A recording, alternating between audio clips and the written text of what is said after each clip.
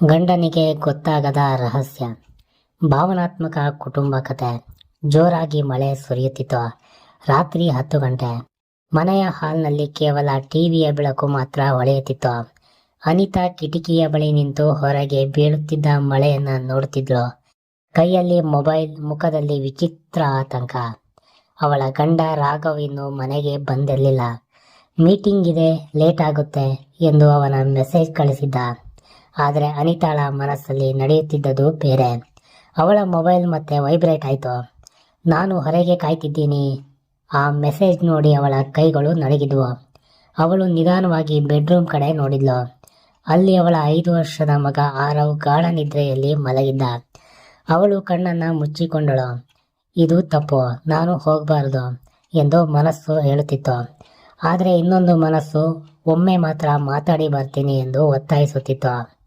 1 ವರ್ಷ ಹಿಂದೆ ಅನಿತಾ ಮತ್ತು ರಾಘವ್ ಜೀವನ ತುಂಬ ಸಂತೋಷವಾಗಿತ್ತು. ಇವರದು ಲವ್ ಮ್ಯಾರೇಜ್.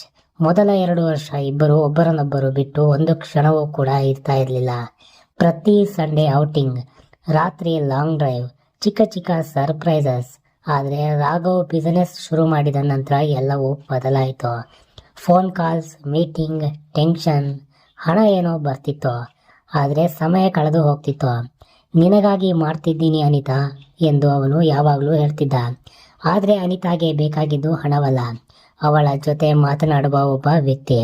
ನಿಧಾನವಾಗಿ ಒಂಟಿತನ ಶುರುವಾಗಿತ್ತು. ಒಂದು ದಿನ ಅಪಾರ್ಟ್ಮೆಂಟ್ ಫಂಕ್ಷನ್ನಲ್ಲಿ ಅನಿತಾಳಿಗೆ ಅರ್ಜುನ್ ಎಂಬವನ ಪರಿಚಯವಾಯಿತು.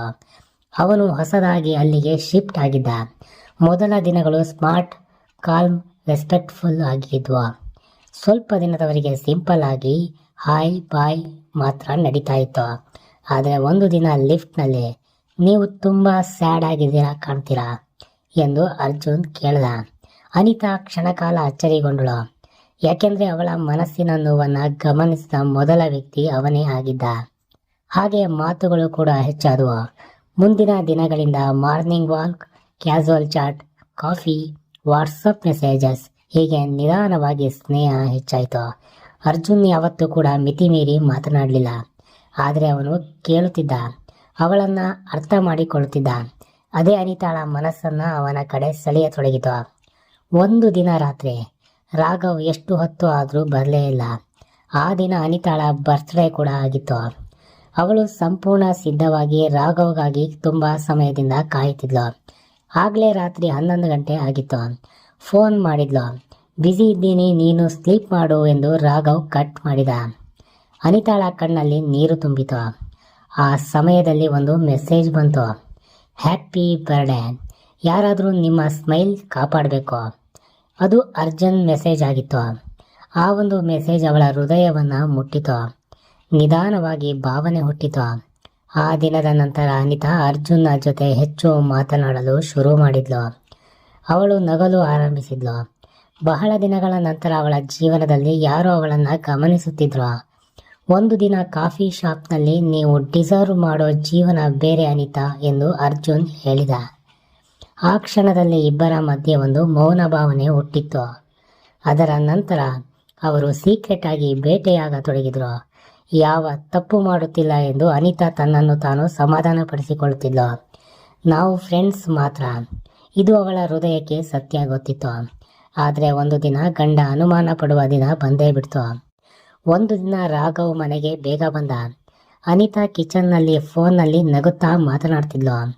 ಅವನನ್ನು ನೋಡಿದ ಕ್ಷಣ ಕಾಲ್ ಕಟ್ ಮಾಡಿದ್ಲು. ಯಾರ ಜೊತೆ ಮಾತಾಡ್ತಿದ್ದೆ ಎಂದು ರಾಘವ್ ಕೇಳಿದ. ಸೌಮ್ಯ ಎಂದು ಸುಳ್ಳು ಹೇಳಿದ್ಲು. ಆ ಮೊದಲ ಸುಳ್ಳು ಅವಳ ಮನಸ್ಸನ್ನು ಒಳಗಿನಿಂದ ಕಚ್ಚತೊಡಗಿತು. ಇನ್ನಷ್ಟು ದೂರವಾಗುವ ಹಾಗೆ ದಾಂಪತ್ಯ ಸ್ಥಿತಿ ಕೂಡ ಬಂತು.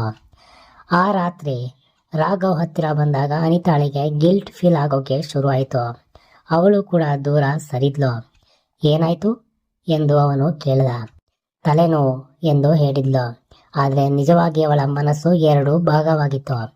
ಒಂದು ದಿನ ಒಂದು ದೊಡ್ಡ ತಪ್ಪು ಮಾಡೋ ಹಂತಕ್ಕೆ ಕೂಡ ಹೋಗೇ ಬಿಟ್ರು. ಮಳೆ ಬರುತ್ತಿದ್ದ ರಾತ್ರಿ ಅರ್ಜುನ್ ಅವಳನ್ನು ಭೇಟಿ ಮಾಡಲು ಕರೆದ. ಕೊನೆಯ ಸಲ ಮಾತಾಡಬೇಕು ಎಂದನು. ಅನಿತಾ ಕೂಡ ಹೊರಟಳು. ಕಾರು ಒಳಗೆ ಇಬ್ಬರು ಮೌನವಾಗಿ ಕುಳಿತಿದ್ದರು.